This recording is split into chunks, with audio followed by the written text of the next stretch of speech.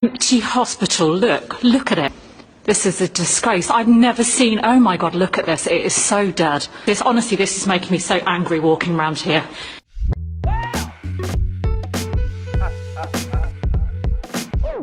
Hello and welcome to the channel. It's me, Chris Brooks. Hope everyone's well. So back in December 2020, you may remember that a lady called Debbie Hicks was arrested and later convicted of a public order offence. Her crime?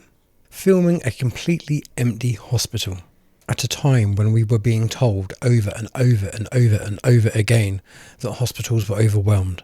She was showing us all what she believed to be a clear contradiction, that the public wasn't being told the full truth about the pandemic. Here's a clip of that video that, got her arrested. Hospital, look at it. This is a disgrace. I've never seen, oh my God, look at this. It is so dead.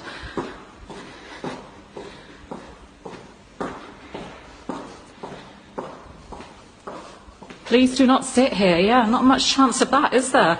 All the people in our country desperately waiting for treatment, cancer treatment, heart disease. Look at this. Honestly, this is making me so angry walking around here. This is making me angry. Show the hell out of this guy's truth. Look at the truth here.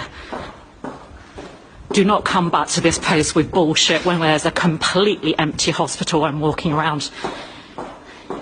I'm so angry.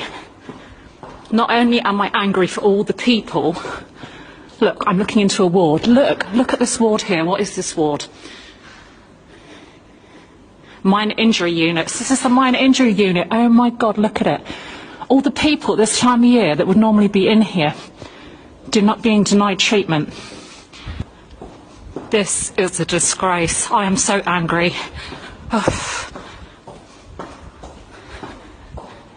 To be honest, I wasn't expecting it to be quite as quiet as this. I expected a few more people around. There's absolutely nobody. No security. Where's the security staff? I haven't even seen them. Far from overwhelmed, wouldn't you say?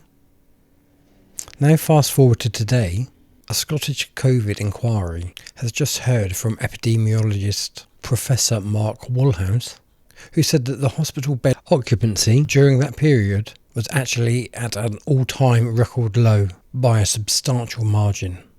In his words, the hospitals have been quieter than they've ever been, so people who needed the healthcare weren't getting it.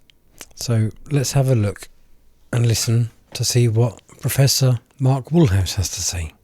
Access to the healthcare services fell off a cliff in late March 2020.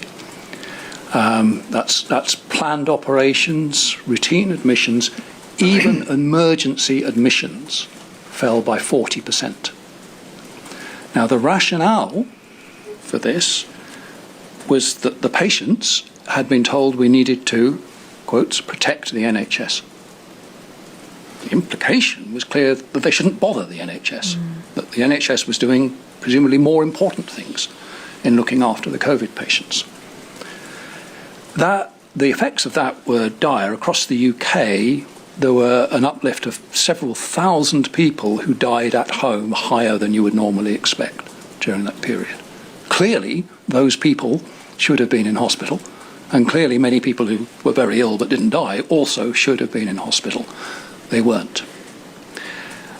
And where this gets particularly distressing is that we have in the UK very good data on bed occupancy in the NHS by our hospital system.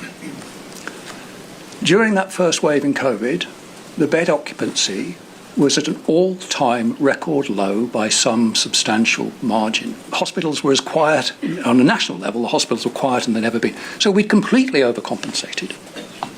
So people who needed healthcare were not getting access to it. So there you are again, which again is funny because us conspiracy theorists were shouting that out at the time as well. And here we are again as winter approaches, the same familiar buzzwords starting to circulate again. So maybe it's time we stop and remember exactly what happened back then and just how little remorse has been shown. Let me know what you think in the comments. Look after yourselves and I'll speak to you all again soon. Bye for now.